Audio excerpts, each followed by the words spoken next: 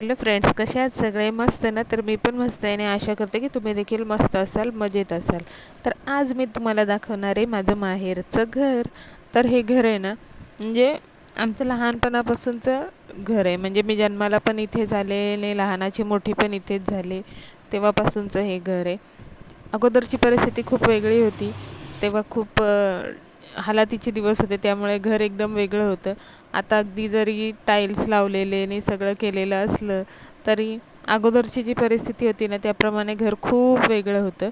तर हे सगळे पसारे जे होतात ना, हे आम्ही जिथे जातो तिथे पसारा असं आमचं हे आहे. त्यामुळे पसारा असतो. नाहीतर आहे ना, इतकं व्यवस्थित ठेवलेलं असतं ना घर, तर काय विचारायला नको.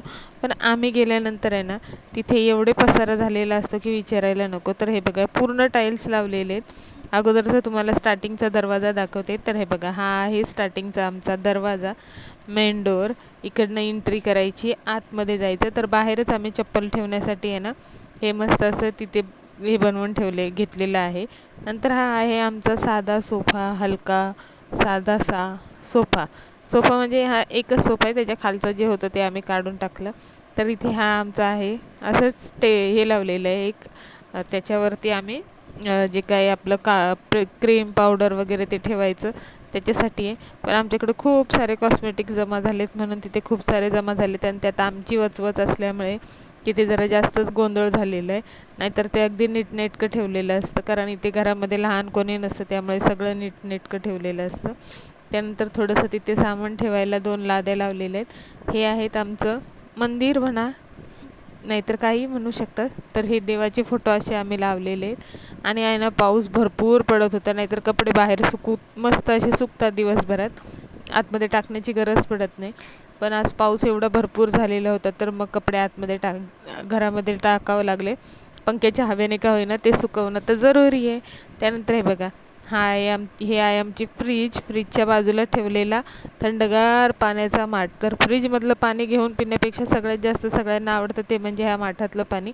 आणि इथलं पाणी एवढं प्युअर असतं, म्हणजे एवढं क्लिअर असतं ना, ते कधी गाळून पण भरावं लागत नाही. बिना गाळतासुद्धा पाणी पिण्यासाठी एकदम म्हणजे एकदम असं क्लिअर असतं. मी कधी आत्तापर्यंत बघितलं नाही. मी आता नवी मुंबईमध्ये राहते, पण तिथे आहे ना, उन्हाळा असो, पावसाळा असो, हिवाळा असो, पाणी गाळून भरावंच लागतं. आणि गाळल्यानंतर आहे ना, त्या पाण्यामध्ये जो रुमाल बांधून भरते ना, त्या रुमालाला ना नेहमी नेहमी म्हणजे नेहमी त्याला माती हे लागलेलंच असतं.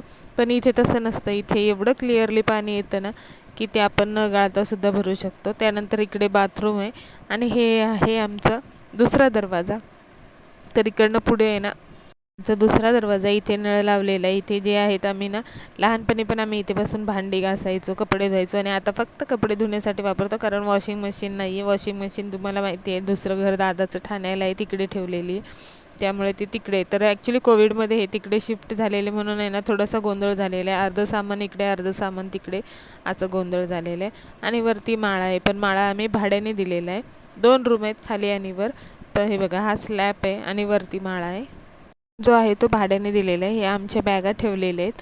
आणि हे वरती ना, किचनच्या वरती थोडंसं कपाट केलेलं आहे. बघा, हे मागे मस्त हा दुसरा दरवाजा आहे. हा पुढचा जो दरवाजा आहे ना, तो आहे. 2 दरवाजे आहेत आमच्या घराला मागच्या साईडला. तर हा येण्या जाण्यासाठी हा दरवाजा वापरतो, आणि त्या दरवाजाने फक्त आम्ही तिथे ओट्यावर बसण्यासाठी किंवा जे काही घरातले कामं असतात, भांडी तर बेसिनमध्ये घासले जातात, पण कपडे धुवून सुकवण्यासाठी आहे ना, मस्त आहे. आणि इथे बसण्या उठण्यासाठी पण खूप छान वाटतं, कारण इथे समोर इतका मस्त निसर्ग आहे. समोर मस्त झाडं वगैरे आहेत ना, त्यामुळे इथे बसायला पण खूप छान वाटतं आणि खूप थंडगारही वाटतं. तर कसं आहे ना, माझ्या आईवडिलांनी खूप कष्टाने मेहनतीने एक एक डिटेल, एक एक एक एक एक गोष्ट घेत आहे ना हे घर बनवलेलं आहे. म्हणून आहे ना, इथे कोणाचा अधिकार नव्हता. म्हणून आम्हाला ह्या घरात वावरताना आहे ना, कोणाची बंदी नव्हती. फक्त आईवडिलांना आहे ना, त्यांचीच एक काय भीती असायची, हे करू नको ते करू नको. बाकी कोणी कधी कुठल्या गोष्टीला अडवू शकलं नाही, कारण आईवडिलांनी आहे ना, फक्त दोघांनी हिमतीने ती बनवलेलं घर होतं. त्यामुळे इथे कधी कोणाचा अधिकार चालला नाही. आणि खरोखर सांगते, आईवडिलांचं घर आहे ना, कसं काय असेल ना, पण ते एका मुलीसाठी आहे ना, राजमहालापेक्षा कमी नसतं. तर घर छोटं आहे, पण आहे ना, तुम्हाला एक गोष्ट सांगू, जे प्रेम मला ह्या घरात मी राहत असताना किंवा मी न राहताना सुद्धा मला जे प्रेम आणि जो मान सन्मान मला ह्या घरात मिळाला ना, मला वाटतं माझ्या पूर्ण आयुष्याला ते प्रेम आणि तो मान सन्मान दुसऱ्या कुठेही, जगातल्या कुठल्याही जागेवर दुसऱ्या हा मान सन्मान आणि हे प्रेम भेटणं आहे ना, खूप म्हणजे खूप कठीण गोष्ट आहे. जे प्रेम मान सन्मान जो इथे मिळतो ना, तो पुन्हा कधीच कुठे मिळू शकत नाही. मग तुम्ही काहीही करा, कितीही करा कोणासाठी, पण तुम्ही कमी पडणार म्हणजे पडणार आहे. पण इथे काहीही न करता जे प्रेम भेटतं ना, तेच खरं प्रेम. Bye bye.